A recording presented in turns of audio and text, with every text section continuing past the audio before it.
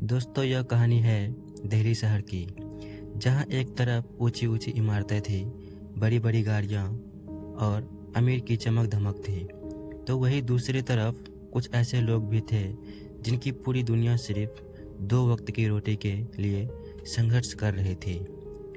उसी दिल्ली में रहता था राघव सिंघानिया, शहर के सबसे बड़े बिजनेसमैन राघव सिंघानिया का इकलौता बेटा।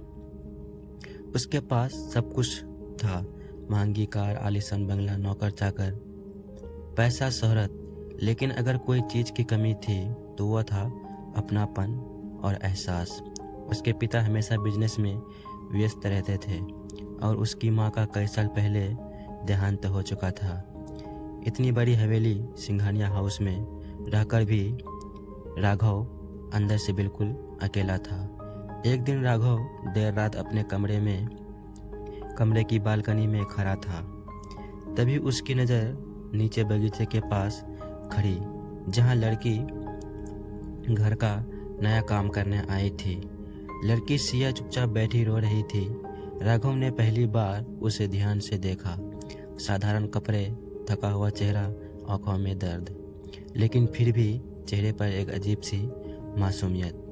अगले दिन राघव ने किचन में जाकर देखा, सिया काम करते करते अचानक चक्कर खाकर गिर पड़ी। राघव घबराकर उसकी तरफ भागा। घर के बाकी लोग सब तमाशा देख रहे थे, लेकिन राघव ने तुरंत डॉक्टर को बुलाया। थोड़ी देर बाद डॉक्टर ने कहा, इसे कमजोरी है, कई दिनों से ठीक से खाना नहीं खाई है। राघव हैरान हो गया, इतने बड़े घर में काम करने वाली लड़की और खुद भूखी। उसने धीरे से पूछा, तुमने खाना क्यों नहीं खाया? सिया ने सिर झुकाकर जवाब दिया, साहब, घर पर मेरी माँ बीमार है और छोटा भाई। जो कुछ मिलता है मैं उसके लिए ले जाती हूँ, मेरे हिस्से का खाना भी ले जाती हूँ। यह सुनकर राघव के पैर तले जमीन खिसक गए। जिस घर में बचा हुआ खाना फेंक दिया जाता था, उसी घर के काम करने वाली लड़की अपने हिस्से की रोटी तक नहीं खा पाती थी, क्योंकि उसका परिवार भूखा ना सोए।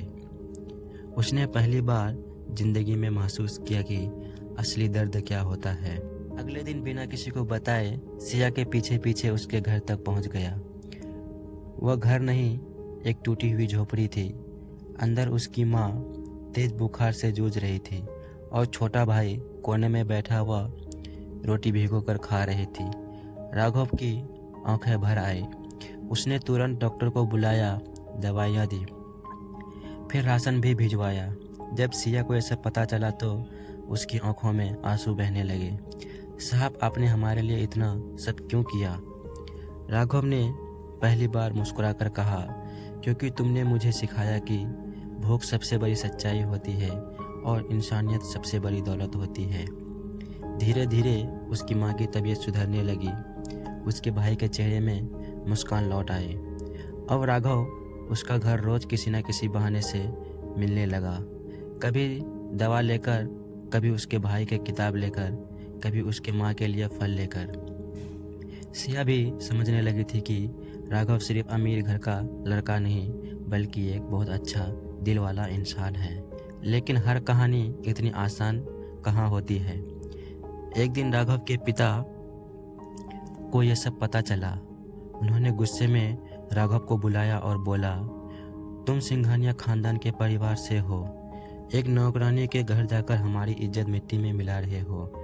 राघव पहली बार अपने पिता के सामने डटकर खड़ा रहा। उसने कहा, पापा, इज्जत पैसों से नहीं, बल्कि इज्जत तब बनती है जब इंसान किसी का दर्द समझे। सिया नौकरानी हो सकती है, लेकिन उसका दिल इस घर के हर इंसान से बड़ा दिल है।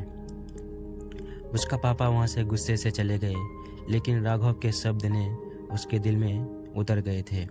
कुछ दिनों बाद राघव के पिताजी खुद सिया के घर पहुँचे। उन्होंने देखा वही टूटा छत, वही दवाइयाँ, वही गरीबी, और फिर भी चेहरे पर शुक्रिया और संस्कार। उसका बेटा गलत नहीं था, गलत तो वो खुद थे, जो इंसान को हैसियत से तौलते थे।